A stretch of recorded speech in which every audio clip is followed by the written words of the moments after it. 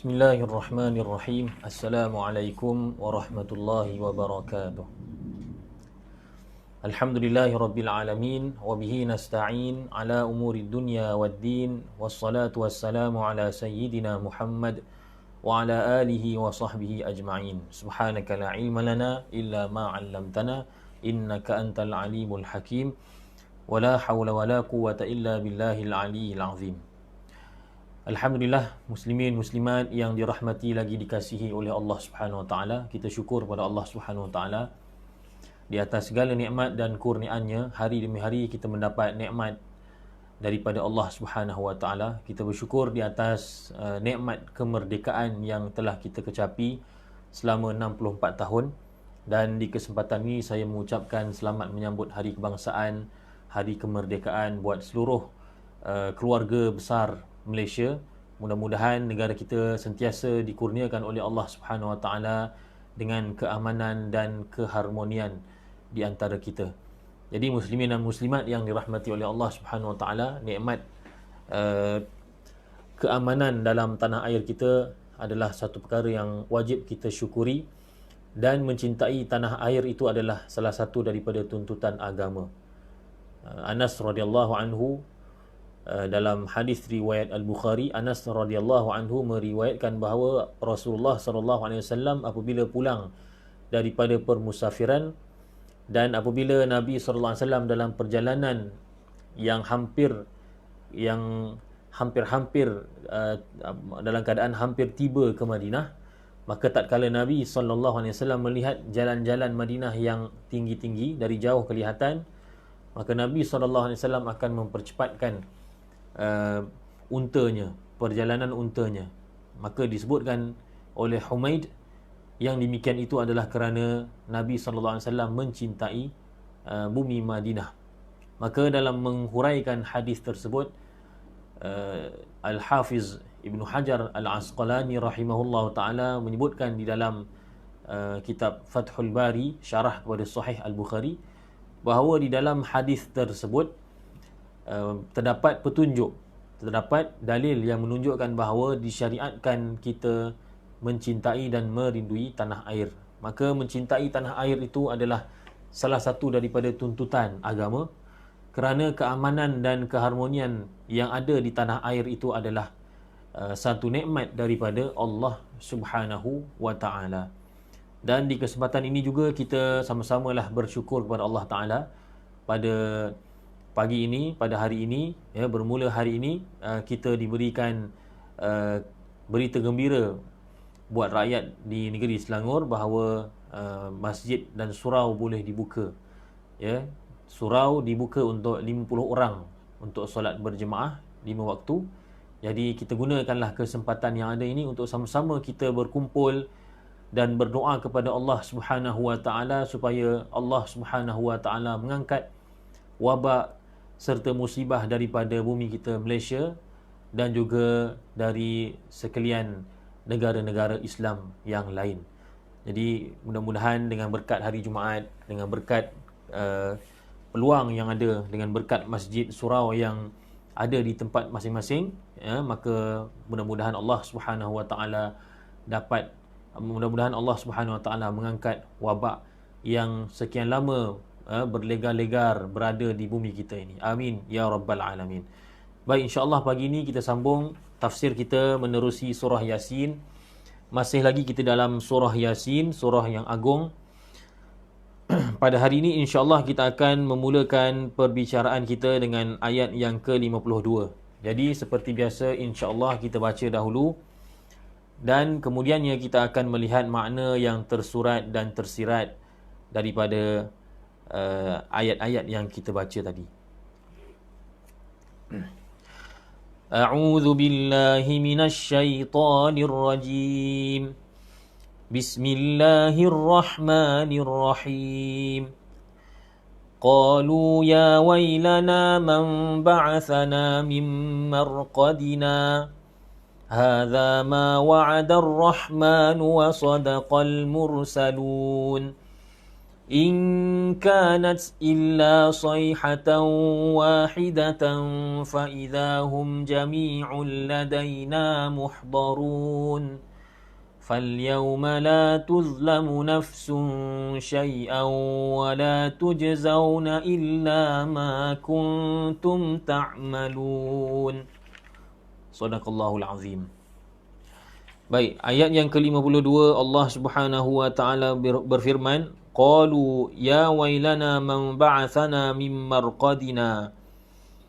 Mereka berkata, siapakah mereka? Iaitu orang-orang yang ada di dalam kubur. Orang-orang mana? Orang-orang yang pada ketika hidup di dunia mereka mendustakan hari kebangkitan semula. Ya, apabila mereka mendengar bunyi sangkakala ditiupkan, iaitu pada ayat yang ke-51, wa nufikha fis-suri fa idzahum minal ajdathi ila rabbihim yansilun.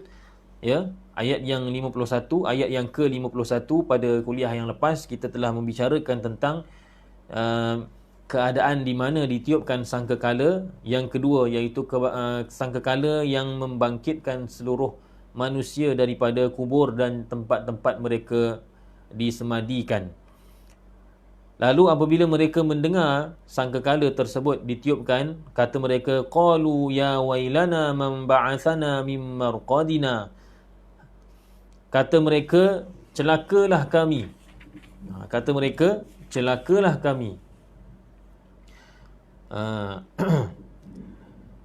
Man ba'athana min marqadina. Siapa yang membangkitkan kami daripada tempat tidur kami? Siapa yang membangkitkan kami dari tempat tidur kami? Jadi mereka ni bila dengar saja, mereka kata, celaka betul lah kami ni. Mereka kata, ya, alangkah celakanya kami ni. Siapa pula yang membangkitkan kami daripada tempat tidur kami ini? Masya Allah. Jadi dalam ayat ini menyebutkan bahawa kubur itu mereka katakan sebagai tempat tidur.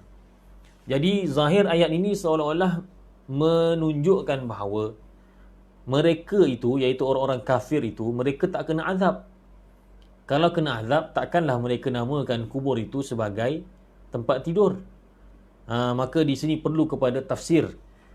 Mengapa mereka mengatakan celakalah kami? Siapa yang membangkitkan kami daripada tempat tidur kami? Kenapa mereka kata tempat tidur? Adakah mereka memang tidur? Bukankah mereka diazab? Ya, sejak dari awal, dari hari pertama mereka dimasukkan ke dalam kubur, lalu mereka tidak dapat menjawab soalan dalam kubur. Bukankah mereka dipukul, dipalu sebagaimana dalam nasyid kan? Diazab sehingga hari kiamat. Ini persoalannya. Maka kata Imam Ibn Kathir menukilkan daripada sebilangan ulama salafus salih, iaitu Ubay bin Ka'ab, Mujahid, Al-Hasan Al-Basri, dan begitu juga ada juga ulama lain yang menyebutkan perkara yang sama. Mereka semua mengatakan bahawa sebenarnya yanamuna naumatan qabla al-ba'th. Mereka itu tidur sebentar. Allah Ta'ala bagi mereka berehat. Mereka dapat tidur sebentar sebelum dibangkitkan semula. Kata Qatadah, wa dzalika bainan nafkhatain. Yang demikian itu ialah ketika mana di antara dua tiupan sangkakala. Ya, maknanya di antara sangkakala pertama dengan sangkakala kedua, ketika itu mereka direhatkan daripada azab. Masa itulah mereka dapat berehat. Masa itulah mereka dapat tidur sebentar. Sebelum itu, sebelum kiamat berlaku, ya, mereka telah diazab lama. Kalau mereka meninggal pada hari ini, bayangkanlah dari hari ini sampailah sangkakala yang pertama ditiupkan, selama itulah mereka diazab. Tapi apabila ditiupkan sangkakala pertama, semua manusia akan mati. Dan ketika itu azab kubur direhatkan, dihentikan seketika. Ya, diberikan rehat sebentar kepada orang-orang kafir di dalam kubur, lalu maka ketika itu mereka dapat tidur. Kerana itulah apabila mereka mendengar sangkakala yang kedua ditiupkan, mereka kata, celakalah kami. Siapa yang mengejutkan kami, membangkitkan kami, mengejutkan kami daripada tempat tidur kami? Maknanya dalam istilah kita macam, siapa pula lah yang bangunkan aku ni? Aku tengah sedap tidur. Macam tu. Sebab sebelumnya mereka telah diazab dalam tempoh yang lama. Apabila ditiupkan sangkakala pertama, sebelum ditiupkan sangkakala kedua, di antara dua tiupan sangkakala yang pertama dan kedua itu, di antara dua sangkakala tersebut, mereka diberikan kerehatan, mereka dapat tidur sebentar. Ini berdasarkan kata-kata ulama salafus soleh yang dinukilkan oleh Imam Ibnu Katsir rahimahullahu taala.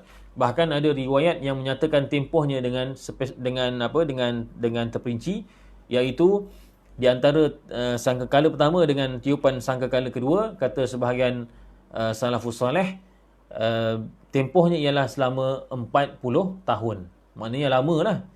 40 tahun bukan satu tempoh yang sebentar, 40 tahun lama. Mereka dapat berehat, mereka dapat tidur. Jadi apabila mereka mendengar tiupan sangkakala yang kedua, itu yang mereka rasa macam terganggu. Mereka kata mereka kata ya wailana man ba'athana min marqadina. Siapa yang celakalah kami, siapakah yang telah membangkitkan kami daripada tempat tidur kami. Demikianlah kata-kata mereka apabila mendengar sangkakala yang pertama. Lalu dikatakan pada mereka, hadza ma wa'adar rahmanu wa sadaqal mursalun. Inilah apa yang telah dijanjikan oleh Ar-Rahman, iaitu Allah, wa sadaqal mursalun, dan benarlah para rasul. Maknanya inilah dia hari akhirat yang telah dijanjikan, dan apa yang para rasul telah sampaikan kepada kamu itu adalah benar. Inilah waktunya, inilah masanya. Kan tadi sebelum ayat ini, pada minggu lepas kita telah membicarakan, orang-orang kafir mengatakan apa? Mereka mengatakan bahawa bilakah masanya datangnya hari yang dijanjikan, kan? Ingat tak? Kalau kita ingat minggu lepas ada ayat, tak jumpa pula. Mereka kata, bilakah masanya hari yang dijanjikan itu? Jadi mereka kata bila, kan? Maka Allah kata bila dah mereka dibangkitkan, Allah kata hadza ma wa'adar rahman wa sadaqal mursalun. Inilah dia. Inilah hari yang dijanjikan, yang kamu kata bila. Ini dia hari ini. Wa sadaqal mursalun, dan benarlah apa yang dikatakan oleh para rasul. Mereka tak tipu. Mereka kata hari kiamat ada sungguh. Inilah dia harinya. Inilah dia harinya. Jadi hadza ma wa'adar rahman wa sadaqal mursalun itu siapa yang kata?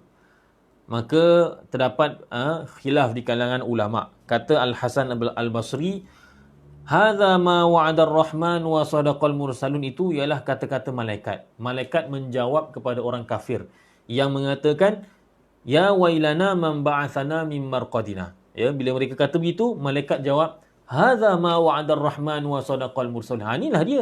Inilah dia hari yang dijanjikan oleh Ar-Rahman, dan benarlah para rasul. Ini satu pendapat. Pendapat yang kedua mengatakan bahawa kata-kata ini ialah kata-kata orang-orang mukmin. Orang-orang mukmin menjawab memberikan jawapan terhadap orang-orang kafir. Ini adalah pendapat yang dipilih oleh Imam At-Tabari dan disahihkan oleh Imam Ibnu Katsir. Mereka mengatakan apabila orang-orang kafir bangkit daripada kubur, dan juga orang mukmin pun sama jugalah, manusia semua dibangkitkan daripada kubur setelah tiupan sangkakala yang kedua, orang-orang kafir mengatakan ya wailana man ba'athana min marqadina. Celakalah kami, siapakah yang telah mengejutkan kami dari tempat tidur kami? Maka orang mukmin yang sama-sama bangkit dengan mereka, orang mukmin menjawab kepada mereka, memberikan jawapan kepada mereka, hadza ma wa'adar rahman wa sadaqal mursalun. Inilah dia hari yang dijanjikan oleh Ar-Rahman. Kamu tak tahu ke? Yang kamu dulu mendustakannya, inilah dia harinya. Wa sadaqal mursalun, dan sebenarnya benar apa yang dikatakan oleh para rasul. Jadi kata Imam At-Tabari dan Imam Ibn Katsir, jawapan hadza ma wa'adar rahman itu ialah jawapan yang diberikan oleh orang mukmin kepada orang kafir. Dan ada juga ulama seperti Abdurrahman bin Zaid rahimahullahu ta'ala atau radhiyallahu anhu, saya tak pasti sama ada ini sahabat ataupun tabi'in. Beliau mengatakan bahawa Kata-kata ini, kata-kata iaitu hadza ma wa'adar rahman wa sadaqal mursalun, itu ialah jawapan orang kafir sendiri. Maknanya mereka saling berdialog antara satu sama lain. Ada orang kafir yang bangkit dan mereka kata, ya wailana man ba'athana min marqadina. Lalu orang kafir yang lain juga menjawab kepada rakannya yang kafir juga, hadza ma wa'adar rahman wa sadaqal mursalun. Inilah sebenarnya apa yang dijanjikan oleh Ar-Rahman. Dan sebenarnya apa yang para rasul sebutkan itu memang benar. Tapi kenapa mereka jawab begitu sedangkan mereka juga kafir? Kata ulama, mereka jawab begitu ialah kerana menyesal. Mereka menjawab dalam keadaan nada menyesal. Bukannya nada menjawab kepada kawan dia. Dia pun sama-sama kafir. Tetapi dalam keadaan nada menyesal. Allah, kita ni, dia kata, contohnya dia kata beginilah. Kita ni dulu, ya Allah, kita ni mendustakan para rasul, mendustakan hari akhirat. Rupa-rupanya inilah dia, ya Allah. Inilah dia hari yang dijanjikan oleh Ar-Rahman. Dan rupa-rupanya benar apa yang disebutkan oleh para rasul sebelum ini. Jadi orang kafir saling berdialog di antara mereka dan mereka menjawab bagi saudara mereka yang kawan mereka yang sama-sama kafir. Mereka kata inilah dia sebenarnya yang kita dulu duduk yang dulu kita tak nak ikut, tak nak dengar, tak nak percaya adanya hari akhirat. Inilah rupa-rupanya hari yang dijanjikan. In kanat illa sayhatan wahidatan fa idahum jami'un ladaina muhdarun. Hanya dengan satu jeritan. Maka tatkala itu mereka semuanya berkumpul kepada Allah. Mereka semuanya dihadirkan kepada Allah Subhanahu wa taala. Ya, hanya dengan satu jeritan. Jeritan yang dimaksudkan di sini ialah tiupan sangkakala. Ya, maknanya apabila dengar saja tiupan sangkakala tersebut, maka seluruh manusia dari Nabi Adam AS sehinggalah manusia yang ada ketika mana ditiupkan sangkakala pertama, iaitu manusia di akhir zaman. Kesemuanya itu dibangkitkan semula, ya, dan dihimpunkan kepada Allah Subhanahu wa taala. Kemudian Allah Subhanahu wa taala, ya, menceritakan kepada kita bagaimana keadaan ahli syurga dan bagaimana pula keadaan ahli neraka. Kata Allah, firman Allah Subhanahu wa taala, inna ashabal jannati al-yawma fi syughulin fakihun hum wa azwajuhum fi zilalin 'alal araiki muttaki'un lahum fiha fakihatun wa lahum ma yadda'un salamun qawlan mir rabbir rahim. Sesungguhnya, kata Allah Ta'ala, ahli-ahli syurga itu pada hari tersebut dalam keadaan sibuk, dalam keadaan menikmati ataupun bersenang-senang dalam kesibukan. Bersenang-senang dalam kesibukan. Sesungguhnya ahli syurga pada hari tersebut dalam kesibukan, bersenang-senang. Maknanya bersenang-senang dalam kesibukan. Masya Allah. Ya, kita ingat kita sibuk di dunia ni saja. Rupa-rupanya di akhirat nanti ahli syurga pun mereka sibuk. Tetapi mereka sibuk dalam fakihun. Dalam kesibukan itu mereka bersenang-senangan. Maknanya kesibukan yang tidak memenatkan mereka. Urusan banyak, tetapi mereka melakukan urusan tersebut dalam keadaan fakihun, dalam keadaan bersenang-senangan. Maka para ulama ada membincangkan, ulama tafsir, apakah yang dimaksudkan fi syughul, dalam kesibukan. Apa kesibukan tu? Syughul, apa urusan ahli syurga? Apakah kesibukan yang mana di dalam kesibukan itu mereka bersenang-senangan? Maka ada banyak pendapat ulama. Ya, ada banyak pendapat ulama. Ramai di kalangan ulama, sama ada sahabat, tabi'in, ulama tafsir, mengatakan bahawa yang dimaksudkan dengan syughul di sini ialah iftidadul abkar. Iftidadul abkar ni saya nak terjemah pun agak segan lah. Tapi atas dasar ilmu saya cakap juga, kena cakap juga. Maksud iftidadul abkar itu maksudnya memecahkan dara. Maksudnya apa? Maksudnya ahli syurga itu sibuk dengan jima', sibuk bersama dengan bidadari, dengan pasangan masing-masing. Ini bukan pendapat saya, ini pendapat kebanyakan ulama. Inilah kata-kata Abdullah bin Mas'ud, Abdullah bin Abbas, Sa'id ibnul Musayyab, Ikrimah, Al-Hasan Al-Basri, Qatadah, Mujahid, Al-A'mash, Sulaiman At-Taimi, Al-Auza'i. Mereka semua itu mengatakan maksud syughul, maksud di sini ialah iftidadul abkar. Maksudnya ialah mereka ahli syurga itu bersenang-senangan dalam kesibukan, iaitu di dalam menikmati hubungan di antara mereka dan juga bidadari. Sibuk. Sibuk. Bidadari banyak. Dan juga isteri sendiri pun ada. Isteri masing-masing orang beriman akan bersama dengan dia dalam syurga dan akan dijadikan sebagai ketua bidadari. Dan kecantikannya, raut wajahnya, kecantikannya, daya tarikannya akan melebihi semua bidadari yang ada di dalam syurganya. Memanglah sebab dia isteri, jadi pangkatnya lebih tinggi. Maka inna ashabal jannatil yawma fi syughulin fakihun, kalau mengikut ramai ulama, maksudnya ialah sibuk dalam keadaan maksudnya melakukan hubungan dengan mereka, dengan bidadari, dengan pasangan masing-masing dan sebagainya. Kemudian ada juga pendapat kedua, pendapat Imam Waqi' Ibnul Jarrah. Kata Imam Waqi', fi syughul, kesibukan yang dimaksudkan ialah fis sama', iaitu mendengar. Dengar apa? Dengar bunyi-bunyi yang menarik, yang seronok. Kalau di dunia ini orang beriman, mereka tahan nafsu mereka. Mereka tak boleh dengar muzik-muzik yang haram, lagu-lagu yang haram. Berapa banyak di luar sana lagu-lagu yang haram dalam TV, dalam televisyen, kemudian video-video dalam Facebook, kemudian TikTok.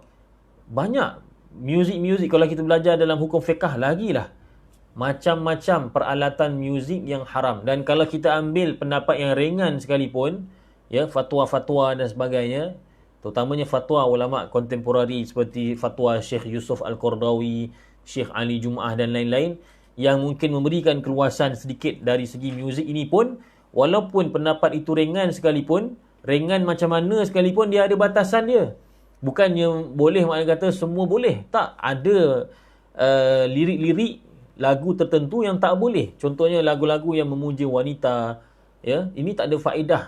Dan suatu amalan jahiliah. Orang jahiliah dahulu mereka bersyair memuji wanita, memuji bentuk tubuh wanita. Ini amalan jahiliah.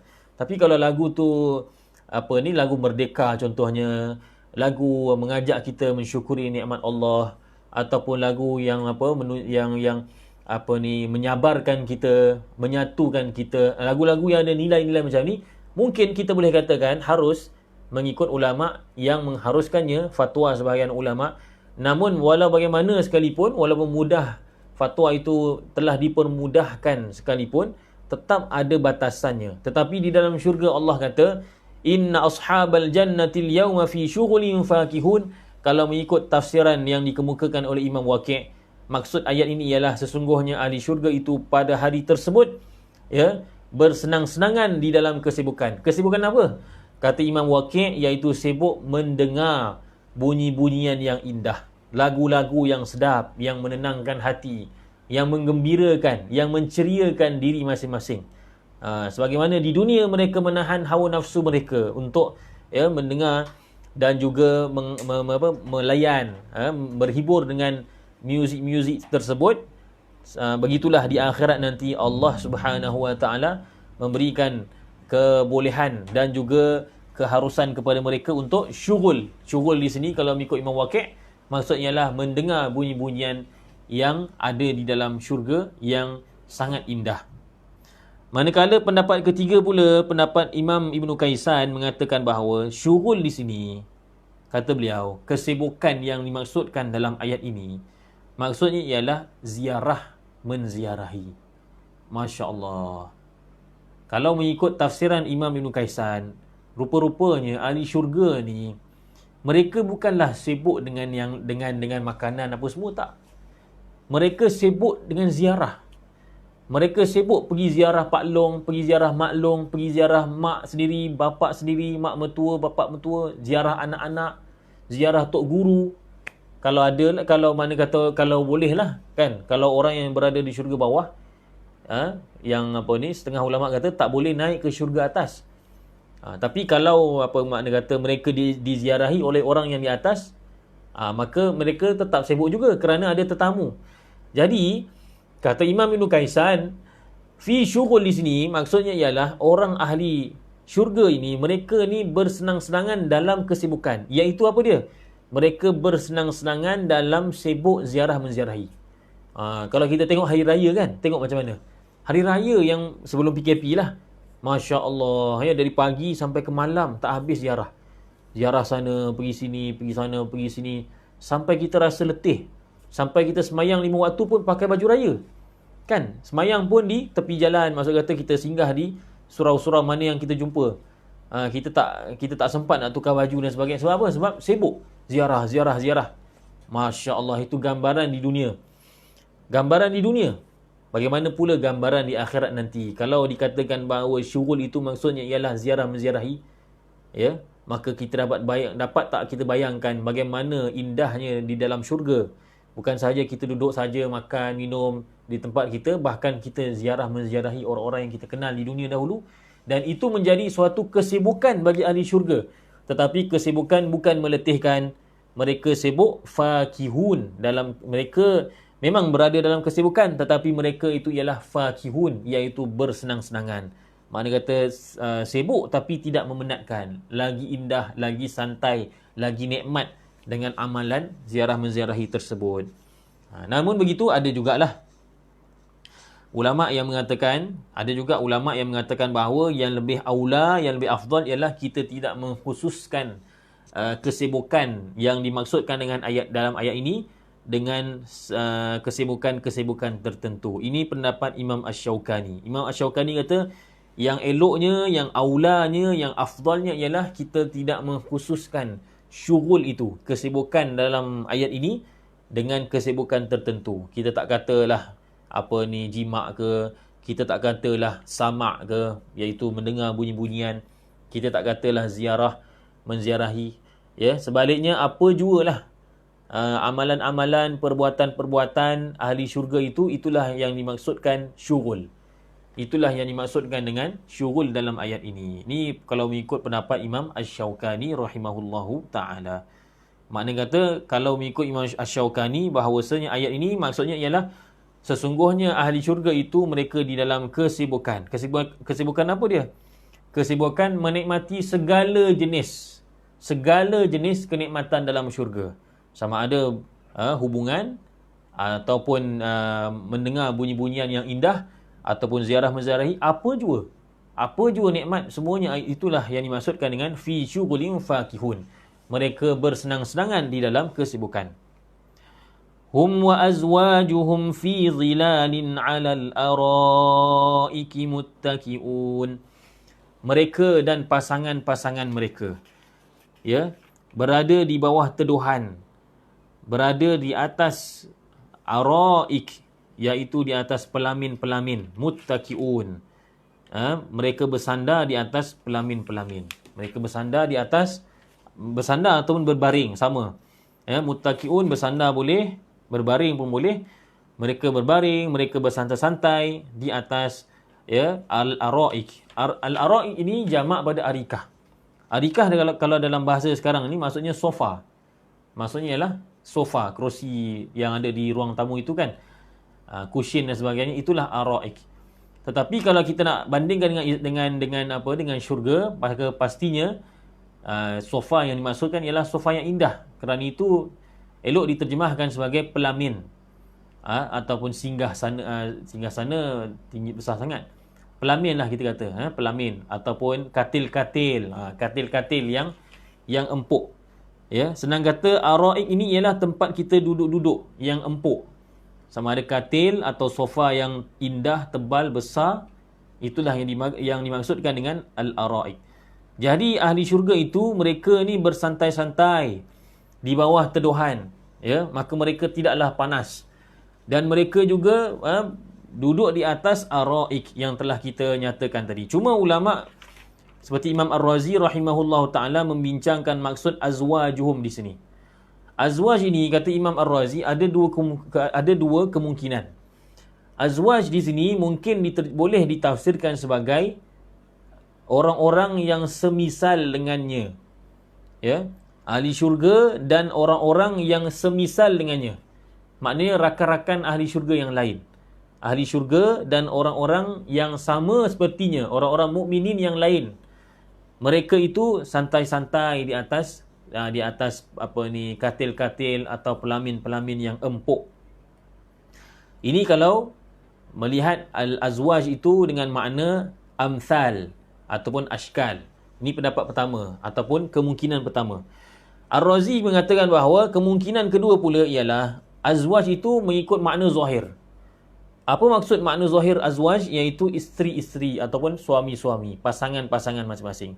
Dan inilah pendapat yang diguna pakai oleh kebanyakan, boleh kata semualah tafsir yang saya jumpa, memang azwaj itu diterjemahkan ataupun ditafsirkan sebagai pasangan hidup. Maknanya suami dengan isteri, isteri dengan suami. Jadi kalau begitu makna ayat hum wa azwajuhum fi zilalin 'alal araiki muttaqiun, maksudnya ialah ahli syurga itu dan pasangan-pasangan mereka masing-masing, ya, duduk-duduk santai-santai, baring-baring di bawah naungan mereka, dan juga di atas pelamin-pelamin mereka, di atas katil-katil mereka. Lahum fiha azwaj, lahum fiha fakihatun wa lahum ma yadda'un. Bagi mereka di dalam syurga itu buah-buahan, ya, buah-buahan yang pelbagai kita telah bincangkan sebelum ini dalam surah Al-Waqiah. Mereka itu disediakan bagi mereka itu fakihah, buah-buahan yang pelbagai macam. Walahum ma yadda'un, dan bagi mereka itu apa yang mereka inginkan. Nak apa saja semua dapat. Kata Nabi SAW, fiha ma la ainun ra'at wala udhunun sami'at wala khatara ala qalbi bashar. Dalam syurga itu ada apa nikmat yang tidak pernah dilihat oleh mata, tidak pernah didengar oleh telinga, dan tidak pernah terlintas di dalam hati mana-mana manusia. Masya Allah, ya, nikmat yang sangat indah yang pastinya kita semua menginginkannya. Mudah-mudahan Allah Ta'ala melorongkan kita dengan taufiknya untuk mendapat kurniaan Allah Ta'ala ini. Salamun qawlan min rabbir rahim. Dikatakan kepada mereka, salam, sebagai qaul, sebagai kata-kata daripada Tuhan yang Maha Penyayang. Maka ahli-ahli syurga itu bukan sahaja mendapat nikmat dan sebagainya, bahkan dikatakan pada mereka, salamun qawlan min rabbir rahim, ya, sejahteralah ke atas kamu, sebagai kata-kata daripada ucapan daripada Tuhan yang rahim, iaitu yang Maha Penyayang. Masya Allah. Jadi kata-kata ini, salam ni, siapakah yang menyampaikannya, siapakah yang mengatakannya? Maka dalam tafsir Al-Kashaf, Az-Zamakhsyari mengatakan, ya, ada beberapa tafsiran. Mungkin kata-kata itu disampaikan melalui malaikat, dan mungkin juga kata-kata itu diucapkan oleh Allah Ta'ala sendiri, difirmankan oleh Allah Subhanahu Wa Ta'ala sendiri. Allah Ta'ala sendiri mengatakan pada mereka salam. Dan kalau kita lihat dalam tafsir Imam Ibn Kathir, memang ada riwayat hadis daripada Ibnu Abi Hatim daripada Jabir bin Abdullah, ya, bahawasanya Rasulullah SAW bersabda, ketika mana ahli syurga berada dalam kenikmatannya, tiba-tiba satu cahaya akan naik, satu cahaya akan timbul, akan terbit, maka mereka pun mengangkat kepala mereka, ahli syurga mengangkat kepala mereka, dan Allah Subhanahu Wa Ta'ala membuka hijab sehingga mereka melihat Allah Subhanahu Wa Ta'ala. Mereka dapat melihat Allah Ta'ala. Dan di sini kita kena faham, ya, melihat Allah, kita kena yakin dan beriktikad pasti tidak akan sama seperti mana kita melihat makhluk. Ya, kita percaya, wajib kita beriman bahawa kita akan dapat melihat Allah. Ya, ahli syurga lah. Ahli syurga, mudah-mudahan kita pun termasuklah di kalangan mereka. Ahli syurga akan dapat melihat Allah Ta'ala. Wajib kita yakin. Kerana itu adalah i'tiqad ahli sunnah wal jamaah. Tidak seperti Mu'tazilah yang menafikan ahli syurga melihat Allah. Kita oleh kerana ada hadis, bahkan ayat Quran pun ada dalam surah Al-Qiyamah, memang kita wajib beriktikad bahawa Allah Ta'ala, bahawa kita ataupun ahli syurga, mudah-mudahan kita pun tergolong dalam kalangan mereka, ahli syurga memang pasti akan dapat melihat Allah Ta'ala. Cuma selagi mana kita boleh bayangkan bagaimana kita melihat Allah, selagi mana kita boleh bayangkan keadaannya, Allah tu timbul macam ni ke, muncul macam ni ke, Allah tu di atas kita ke, kita nampak dia, selagi mana kita boleh bayangkan, maka selagi itulah itu bukan hakikat Allah Subhanahu Wa Taala. Ya, apa yang digambarkan dalam hadis, kata ulama, ia hanyalah sekadar nak memberi faham sahaja, supaya kita dapat faham sikit-sikit lah. Tetapi hakikat sebenar bagaimana yang dikatakan melihat Allah, itu kita tidak tahu, melainkan nanti bila tiba masanya. Itu sekadar selingan sajalah, satu pesanan supaya kita tidak membayangkan, oh melihat Allah ni macam kita melihat matahari terbit. Bukan. Ya, selagi boleh bayang, maka itu bukan. Sebab Allah Ta'ala itu kita tak boleh bayangkan hakikatnya dengan akal kita yang pendek ini. Jadi kita beriman sahaja bahawa kita akan melihat Allah. Dalam hadis ini kita sambung balik, ahli syurga akan melihat Allah Subhanahu Wa Ta'ala. Lalu apabila mereka lihat Allah dan Allah melihat mereka, kata-kata yang Allah Ta'ala sampaikan kepada mereka ialah, Assalamu alaikum ya ahlal jannah. Sejahtera ke atas kamu, wahai ahli-ahli syurga. Kata Nabi SAW, itulah dia firman Allah Ta'ala, Salamun qawlam min rabbir rahim. Ya, itulah dia maksud ayat, Salamun qawlam min rabbir rahim. Jadi kalau Masya Allah, ya, kalau seseorang itu telah diberi salam oleh Allah Subhanahu Wa Taala, apa lagi dia nak? Ya, kita kalau diberi salam, kalau kita kata contohnya apa dia? Contohnya kita ni sayang sungguh dengan syekh kita di Mesir. Ya, kawan kita balik dari Mesir, kawan kita kata, ni syekh kamu kirim salam pada kamu, Assalamualaikum. Apa perasaan kita, tuan-tuan, perempuan? Perasaan kita Masya Allah punyalah gembira, kita akan, bahkan boleh jadi kita akan menangis kerana kerinduan dan cintanya kita pada syekh kita. Itu baru salam yang disampaikan, salam yang dikirimkan. Bukannya syekh tu sendiri bagi salam pada kita. Ini Allah Ta'ala yang selama ini kita tidak dapat melihatnya. Kita rindu pada dia, kita beribadah hanya untuk dia. Segala gerak-geri kita, percakapan kita, perbuatan kita, tindak tanduk kita, semuanya kita ikut dia. Tanpa kita melihat dia, tiba-tiba masuk dalam syurga, kita dapat melihat dia. Dan dia mengatakan pada kita, Assalamualaikum ya ahlal jannah. Masya Allah. Bagaimana keadaan kita? Pastinya itu adalah nikmat yang sangat menggembirakan kita, yang sangat menyeronokkan kita dan membahagiakan kita. Sebab itu sambungan hadis tadi, kata Nabi SAW, fayanzuru ilaihim wa yanzuruna ilaih. Maka Allah Ta'ala akan melihat mereka dan mereka juga melihat Allah Ta'ala. Fala yaltafituna ila syai'in minan na'im madamu yanzuruna ilaih. Lalu ahli-ahli syurga itu tidak akan melihat kepada sesuatu yang lain. Ahli syurga tidak akan melihat nikmat-nikmat lain. Tak nampak dah tak tengok dah. Bidadari ke, ayam golek ke, sungai madu, sungai susu ke, dah tak tengok yang lain. Ahli syurga apabila diberikan salam dan Allah Ta'ala tengok mereka, mereka tengok Allah, dan mereka mereka diberikan salam, Assalamualaikum ya ahlal jannah. Ahli syurga tidak lagi melihat kepada nikmat-nikmat syurga yang lain. Sebaliknya mereka akan terus-menerus melihat Allah Subhanahu Wa Ta'ala, kerana melihat Allah itu adalah nikmat syurga yang paling tinggi sekali, yang tidak ada nikmat lain yang mengatasinya. Masya Allah. Semoga kita diberikan kurniaan Allah Ta'ala tersebut. Semoga kita dikurniakan ru'yatullah, dapat kita melihat Allah Subhanahu Wa Ta'ala nanti. Amin ya rabbal alamin. Kemudian Allah Subhanahu Wa Ta'ala berfirman, Wamtazul yawma ayyuhal mujrimun. Tadi berkenaan dengan ahli syurga. Sekarang ni mula ayat yang ke-59, Allah Ta'ala cerita pula tentang orang-orang yang berdosa. Wamtazul yawma ayyuhal mujrimun. Allah kata, berpisahlah kamu pada hari ini, wahai orang-orang yang berdosa. Berpisahlah kamu. Makna kata, kamu jangan campur, kamu jangan masuk, kamu jangan bergabung dengan orang yang ahli syurga ni. Kamu tak boleh. Kamu tu mujrimun, Allah kata. Wamtazul yawma ayyuhal mujrimun. Allahu Akbar. Allah sendiri menyatakan pada mereka, kamu jangan nak masuk ni kumpulan ahli syurga. Kamu pergi sana. Seolah-olah kalau bahasa kasar kita, kamu berambus. Berambus kamu, berpisah kamu daripada ahli syurga. Jangan duduk dekat. Apa perasaan orang-orang yang dikatakan itu kepada mereka? Ya Allah, Ya Rabbal Alamin.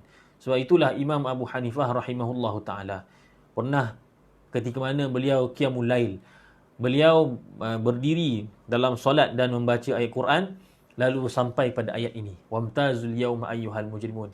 Maka Imam Abu Hanifah rahimahullahu ta'ala menangis dan beliau mengulangi ayat ini sehingga ke subuh. Wamtazul yawma ayyuhal mujrimun. Wamtazul yawma ayyuhal mujrimun. Wamtazul yawma ayyuhal mujrimun. Sebab apa? Sebab tadabbur. Ini yang dikatakan tadabbur. Beliau menghayati bagaimana keadaan ketika itu. Orang-orang mujrimun yang melakukan dosa, melakukan maksiat, yang masih belum diampunkan oleh Allah Ta'ala, yang masih lagi belum dimasukkan ke dalam syurga, atau memang mati dalam keadaan kafir, yang memang tak akan masuk syurga.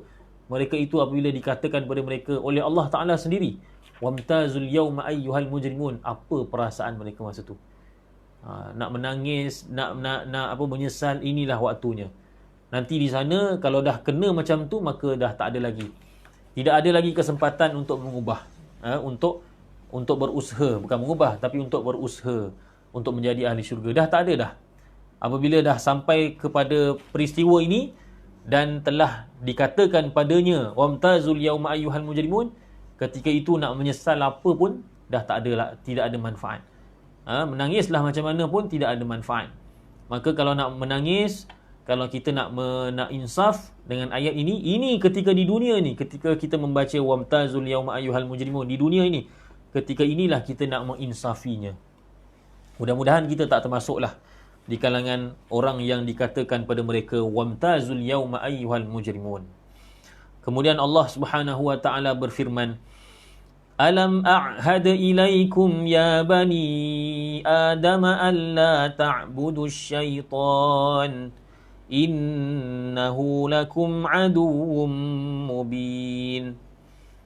Tidakkah aku berpesan kepada kamu, wahai anak-anak Adam, supaya kamu bahawasanya janganlah kamu menyembah syaitan. Sesungguhnya syaitan itu adalah musuh yang nyata bagi kamu. Allah kata, bukankah aku dah pesan pada kamu jangan menyembah syaitan? Kenapa kamu buat? Allah kata begitu. Masya Allah. Apa kita nak jawab, tuan-tuan? Kan? Apa kita nak jawab? Semuanya telah diterangkan oleh Allah Ta'ala dalam Quran. Ya, alam a'had ilaikum. Bukankah aku telah mewasiatkan kepada kamu. Ini salah satu tafsiran. Sebenarnya a'hadu maksudnya sebenar ialah berjanji atau mengikat janji. Ya, a'hadu tu maksudnya ialah berjanji. Tetapi kata Imam Al-Alusi dan juga Imam Asy-Syaukani, a'hadu di sini maksudnya ialah mewasiatkan. Mewasiatkan. Sebab orang yang mewasiatkan sesuatu, dia mengikat janji dengan warisnya, kan. Jadi Allah Ta'ala kata, alam a'had ilaikum.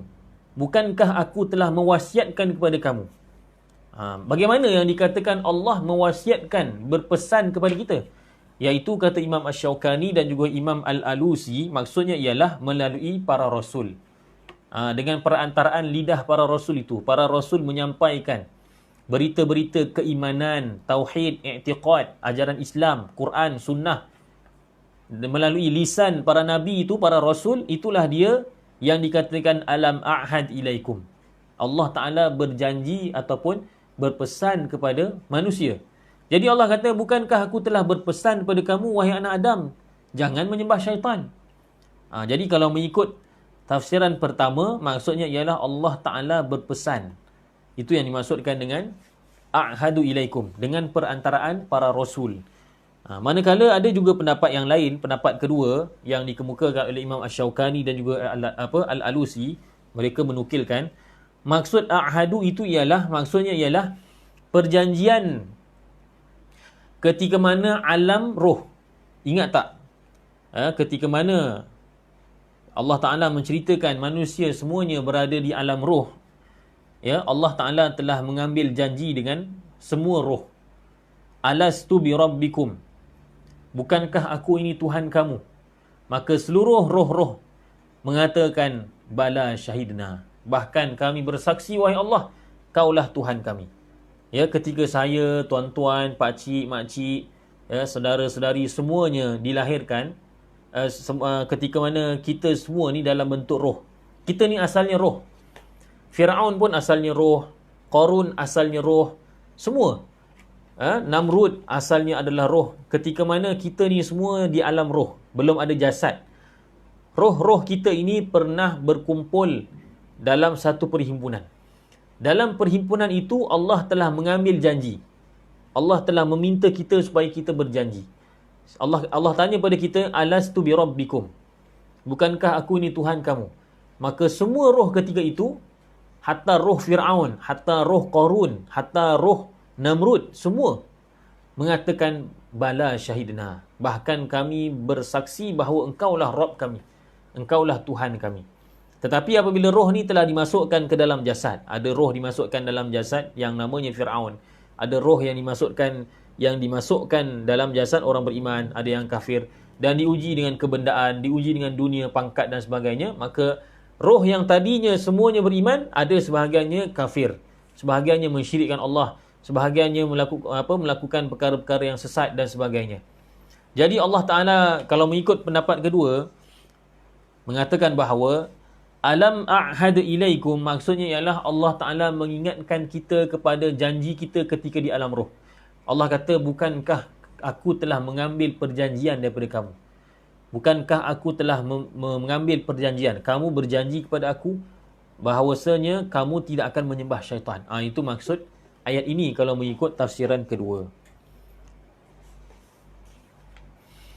Baik, kemudian Allah kata, wa ani'buduni hadza siratum mustaqim, dan sembahlah aku, inilah jalan yang lurus.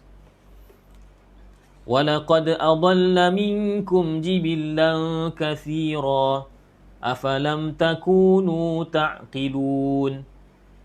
Allah Subhanahu wa taala berfirman, dan sesungguhnya syaitan itu adalla minkum jibillan katsira, syaitan itu telah menyesatkan sejumlah yang besar dari kalangan kamu. Afalam takunu ta'qilun, tidakkah kamu berfikir? Kamu orang yang ada otak, takkan kamu tak fikir? Syaitan tu dah banyak menyesatkan manusia, kamu tak nampak lagi ke? Kamu tak sedar lagi ke?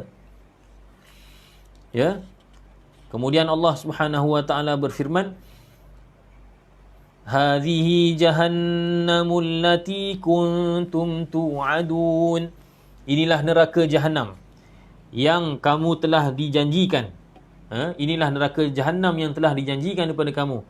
Islauhal yawma bima kuntum takfurun, masuklah kamu pada hari ini dengan sebab kekufuran kamu, dengan sebab apa yang kamu kufurkan. Ya Allah, dikatakan pada mereka, masuk, rasakanlah kepenasan dan juga azab di dalam neraka itu. Pada hari ini aku perintahkan kamu masuk, rasalah neraka yang selama ini aku dah cakap dengan kamu, dah sampaikan pada kamu, tapi kamu tidak mengambil endah. Maka dengan sebab bima kuntum takfurun, dengan sebab kamu kufur, maka rasakanlah pada hari ini azab neraka. Ya Allah, ya Rabbal Alamin, semoga kita dijauhkan daripada neraka. Kemudian Allah Subhanahu wa taala mengisahkan kepada kita keadaan sebelum manusia dimasukkan ke dalam neraka, manusia akan berhujah di hadapan Allah pada hari hisab. Allah Ta'ala Maha Adil. Allah Ta'ala tidak mengazab ya, melainkan setelah ditunjukkan di mana salahnya. Ya, kita kadang-kadang kita menghukum anak kita, kadang-kadang anak kita pun tak tahu apa salah dia. Tahu-tahu dah kena rotan, dah kena cubit. Sepatutnya kita kena bagi tahu dia.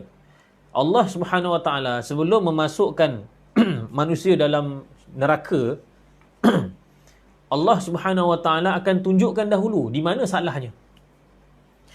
Dan itulah yang dipanggil sebagai hisab. Akan dibukakan buku catatan amal dan akan ditanya setiap satu amalannya, dan hamba tadi diberi peluang untuk berhujah. Kalau ada hujah lah. Kalau tidak ada hujah, maka mereka akan membenarkan sahaja segala kesalahan. Mereka akan mengakui kesalahan yang mereka buat. Ya. Allah Subhanahu Wa Taala berfirman, Al-yawma nakhtimu ala afwahihim wa tukallimuna aydihim wa tashhadu arjuluhum bima kanu yaksibun. Pada hari ini, kata Allah Subhanahu Wa Taala, kami menutup mulut-mulut mereka, dan kami menjadikan tangan-tangan mereka berkata-kata kepada kami, dan kaki-kaki mereka memberikan penyaksian terhadap apa yang mereka kerjakan. Masya Allah. Ya Allah, ya Rabbal Alamin. Ya. Jadi mulut ini pada hari akhirat akan ditutup oleh Allah Subhanahu Wa Taala. Sebab apa? Sebab mulut ini dia akan menjadi wakil bagi diri kita. Diri kita ni buat jahat, jadi mulut ini akan backup, akan memberikan pembelaan. Maka mulut ini Allah Ta'ala tutup. Allah Ta'ala jadikan ianya tidak boleh bercakap. Tidak boleh bercakap. Sebab dalam surah Al-An'am ayat 23, Allah Ta'ala telah beritahu pada kita bahawa ada orang, ya, yang mana musyrik. Mereka ini memang dah tahu dah mereka musyrik. Tetapi oleh kerana diberikan peluang cakap, maka dia bukannya mengakui bahawa dia musyrik. Ni cerita pada ketika hisab ni. Sebaliknya mereka bersumpah pula. Mereka bersumpah dengan nama Allah bahawasanya mereka tidak musyrik. Mereka tidak mensyirikkan Allah. Ya, dalam surah Al-An'am ayat 23, Allah Ta'ala berfirman, "Thumma lam takun fitnatuhum illa an qalu wallahi rabbina ma kunna musyrikin." Kemudian tidaklah ada fitnah mereka, melainkan mereka berkata, demi Allah, Tuhan kami tidak musyrik. Padahal orang tu musyrik. Tapi bila diberi peluang bercakap, dia kata demi Allah, Allah tu Tuhan kami tidak musyrik. Maka kerana itulah dalam surah Yasin Allah kata, mulut itu yang pada awalnya berdusta ketika hisab, selepas itu Allah Ta'ala menutup mulut itu. Dah tak boleh cakap dah. Sebab apa? Sebab mulut ni tak boleh pakai. Mulut ni tak boleh dipercayai. Al-yawma nakhtimu ala afwahihim. Pada hari ini, kata Allah Ta'ala, kami menutup mulut-mulut mereka. Dan tangan apa yang berlaku? Tangan, kata Allah Subhanahu Wa Ta'ala, Allah menjadikannya berkata-kata. Tangan ni boleh bercakap.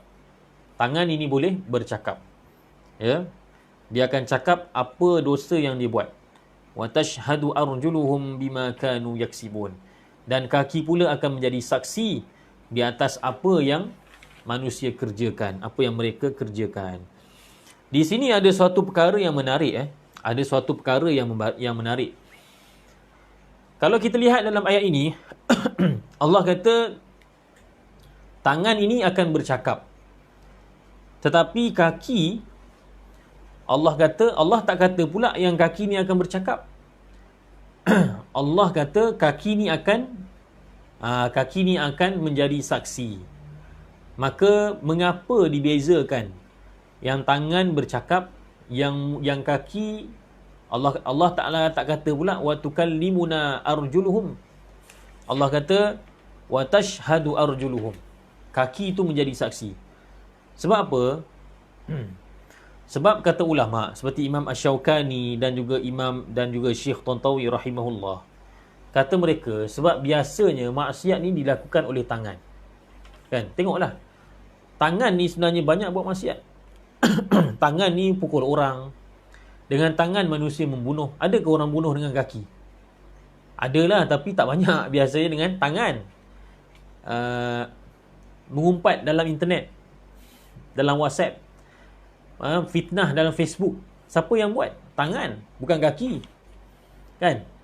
Mengumpat dengan mulut ada, betul. Tetapi tangan ni lagi bahaya. Tangan ni lagi bahaya. Sebab kalau dengan mulut, hanya orang yang ada sekitar kita sahaja akan dengar. Tapi kalau mengumpat dengan tangan, dengan jari ni, bukan kita sahaja, bukan keluarga kita sahaja, bukan kawan-kawan kita sahaja. Kita boleh mengumpat dan memfitnah, menaburkan fitnah sehingga ke seluruh dunia. Inilah bahayanya tangan. Kerana itu Allah kata, wa tukallimuna aydihim. Tangan itu yang akan berkata-kata. Tangan yang berkata-kata. Sebab apa? Sebab kebanyakan dosa adalah dari tangan. Kebanyakan dosa adalah dari tangan. Mengambil rasuah dari mana? Adakah orang ambil rasuah dengan bibir? Mari sini, masukkan rasuah dalam mulut. Walaupun dipanggil sebagai makan suap. Tetapi yang mengambil rasuah ialah tangan. Yang memberi rasuah ialah tangan. Kan? Yang mencuri, tangan. Pecah amanah, tangan. Yang sign, menurunkan tanda tangan dalam secara batil, secara dusta, siapa dia? Tangan. Banyak dosa tangan. Kerana itulah Imam Asy-Syaukani dan Syekh Tantawi kata, biasanya yang terlibat dengan dosa ialah tangan. Ia memang tak dinafikan, kaki, mata, telinga, memang semua ada dosa. Tetapi tangan ni Masya Allah, ya, sangat-sangat bahaya. Kerana itu Allah kata, wa tukallimuna aydihim. Tetapi yang kaki pula, Allah kata, kaki itu akan menjadi saksi. Sebab apa? Sebab apabila tangan melakukan dosa, kaki dia tak buat dosa, tetapi dia hadir ketika dosa dilakukan. Kaki itu hadir ketika mana? Ketika mana maksiat dilakukan.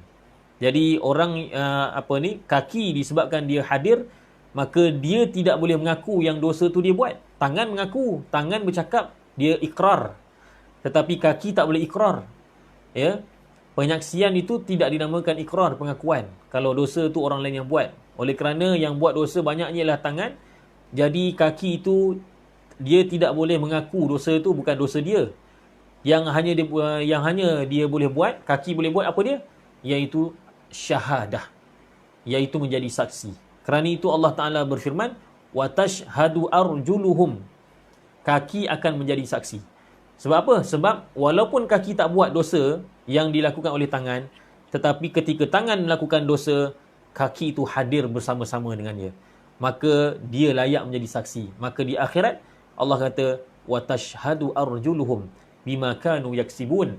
Kaki akan menjadi saksi, ya, kerana dia hadir di dalam setiap dosa yang dilakukan oleh manusia. Maka, ya, apa lagi manusia nak jawab apabila tangannya sudah mengaku dosanya dan kakinya telah, ya, melakukan melakukan penyaksian kerana dia hadir ketika dosa dilakukan.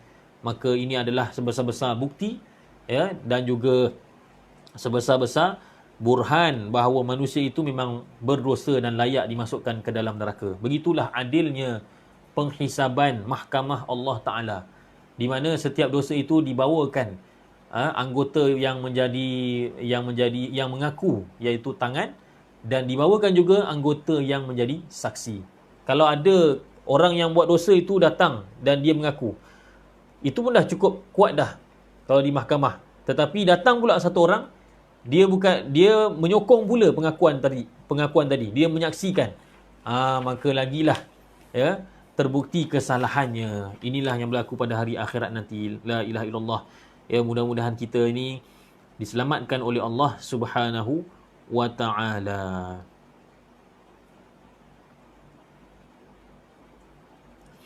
Kemudian Allah Subhanahu wa ta'ala dalam ayat ini kita lihat, al-yauma nakhtimu ala afwahihim. Penutupan mulut itu disandarkan kepada Allah. Al-yauma nakhtimu ala afwahihim. Pada hari ini kami, kata Allah. Allah kata kami yang buat. Kami menutup mulut mereka. Ya. Disandarkan perbuatan menutup mulut itu ialah kepada Allah Ta'ala. Tetapi berkata-katanya tangan dan juga bersaksinya kaki itu, ya, kata-kata dan saksi itu disandarkan kepada masing-masing, kepada tangan dan juga kaki. Tidak pula disandarkan kepada Allah. Apa dia punya rahsianya? Kata Imam Al-Karhi sebagaimana disebutkan dalam Hasyiatul Jamal, disandarkan penutupan mulut itu kepada Allah, tetapi tidak disandarkan bercakapnya tangan dan bersaksinya kaki itu kepada Allah, tak disandarkan kepada Allah. Sebaliknya disandarkan kepada kaki dan tangan. Untuk menunjukkan apa? Untuk menunjukkan bahawa kaki dan tangan itu masing-masing akan bercakap dan memberi saksi dengan pilihan masing-masing. Kaki dan tangan itu tidak akan dipaksa, tetapi tangan akan mengaku dengan sukarela dan kaki akan menjadi saksi dengan sukarela, bukannya dipaksa. Sebab apa? Sebab dalam Islam, pengakuan tidak boleh dibuat sekiranya dipaksa, tak diterima. Begitu juga orang yang menjadi saksi, kalau dia dikenakan paksaan, desakan daripada orang lain, maka penyaksiannya itu tidak diterima. Maka kerana itulah Allah Ta'ala menggambarkan kepada kita, ya, wa tukallimuna aydihim, tangan itu sendiri, dia sendiri yang nak berkata-kata. Wa tashhadu arjuluhum, kaki itu dia sendiri yang menjadi saksi, bukannya dipaksa, tapi dengan rela hati. Memanglah dia tak ada hati, maksudnya dengan kerelaannya sendiri dia berkata-kata dan menjadi saksi. Maka lebih lagi lah menunjukkan kuatnya hujah pada mahkamah Allah Ta'ala nanti. Ya Allah, mudah-mudahan kita semua ni terselamatlah daripada musibah dunia dan akhirat, ya. Sekecil-kecil musibah di akhirat adalah lebih besar daripada sebesar-besar musibah di dunia, ya. Kalau sekiranya kita telah disabitkan kesalahan di mahkamah Allah Ta'ala, apa lagi yang kita boleh buat? Siapa yang dapat bela kita? Kalau tangan sudah mengaku dosanya, kaki sudah menjadi saksi, apa lagi kita nak buat? Maka oleh kerana itu, di dunia ini kita banyakkanlah melakukan amalan kebaikan. Dan setiap kali kita melakukan dosa, kita taubat dan istighfar. Kerana dosa yang kita buat, sekiranya kita bertaubat daripadanya dan kita beristighfar, maka yang itu tidak akan dibicarakan sebab dah habis. Tetapi dosa-dosa dan juga maksiat yang belum diistighfarkan dan belum ditaubatkan, yang itulah nanti yang akan dipersoalkan di hari penghisaban nanti. Mudah-mudahan kita semua diselamatkan oleh Allah Subhanahu Wa Taala. Wallahu alam, cukup sekadar hari ini. Terima kasih atas perhatian, komitmen tuan-tuan puan-puan untuk mendengar sedikit sebanyak perkongsian daripada saya yang tak seberapa ni. Ya, saya pun bukanlah orang yang pandai dalam mengulas, khususnya dalam membicarakan khususnya kalam Allah, Al-Quran, kan, suatu kitab yang agung. Bukanlah kelayakan kita, tapi atas dasar belajar, sama-sama kita belajar. Jadi apa yang dapat dibincangkan di sini mudah-mudahan memberi manfaat kepada saya sendiri dan pada muslimin dan muslimat sekalian. Sekian saja untuk hari ini. InsyaAllah bertemu lagi pada Jumaat akan datang. Sekian. Wassalamualaikum warahmatullahi wabarakatuh.